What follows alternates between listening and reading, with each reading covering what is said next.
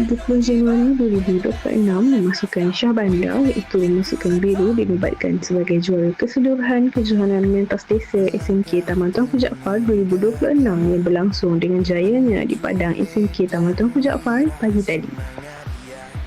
Tempat naik juara pula disandang oleh Rumah Sukan Bendahara iaitu Rumah Sukan Kuning selepas persaingan sengit melibatkan keempat-empat rumah sukan sekolah. Kejohanan yang merupakan penganjuran kali ke-24 ini menjadi lebih bermakna apabila dilaksanakan sempena sambutan Jubli Perak SMK Taman Tuanku Jaafar menandakan 25 tahun penubuhan sekolah dalam melahirkan generasi pelajar yang seimbang dari aspek akademik, kurikulum dan sosial.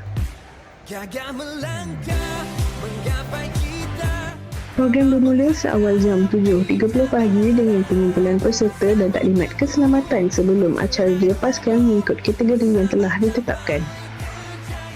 Sepanjang kejohanan berlangsung, aspek keselamatan dan kebajikan diberi penekanan melalui penglibatan marshal, peronda keselamatan, petugas perubatan, pengawal laluan serta stesen ribbon dan checkpoint yang ditempatkan di laluan larian.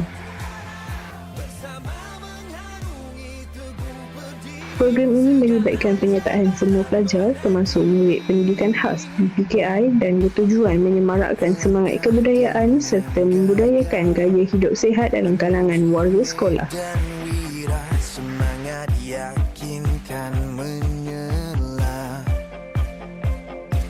Oh, bersama mencapai cita-cita, usaha dan berjaya demi nama Malaysia.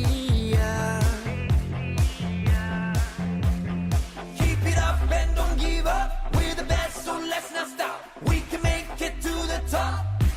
Gagah melangkah menggapai kita. Kawalan disiplin yang baik turut memastikan kejohanan berjalan dengan lancar tanpa sebarang insiden serius. Majlis penutupan dan penyampaian hadiah telah diadakan pada jam 11 pagi sekaligus menyaksikan pengumuman keputusan keseluruhan rumah sukan.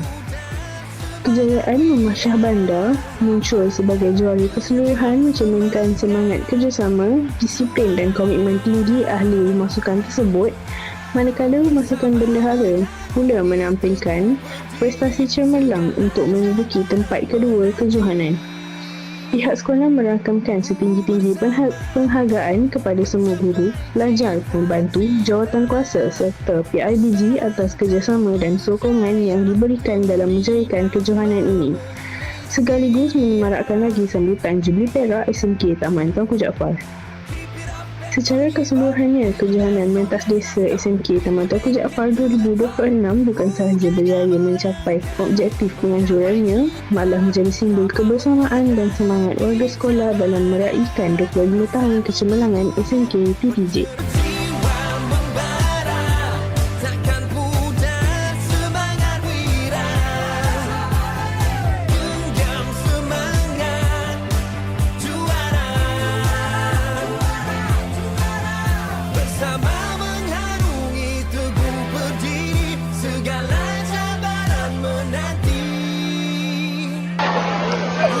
Seterusnya, tempat ketiga dimenangi oleh Rumah Laksana.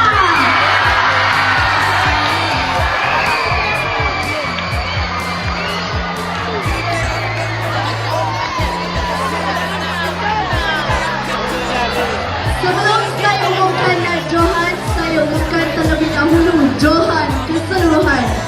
Siapakah yang akan menjadi johan keseluruhan kejohanan mentas desa SMK Taman Tuanku Jaafar kali ke-24 tahun 2026? Adakah Rumah Shah Bandar?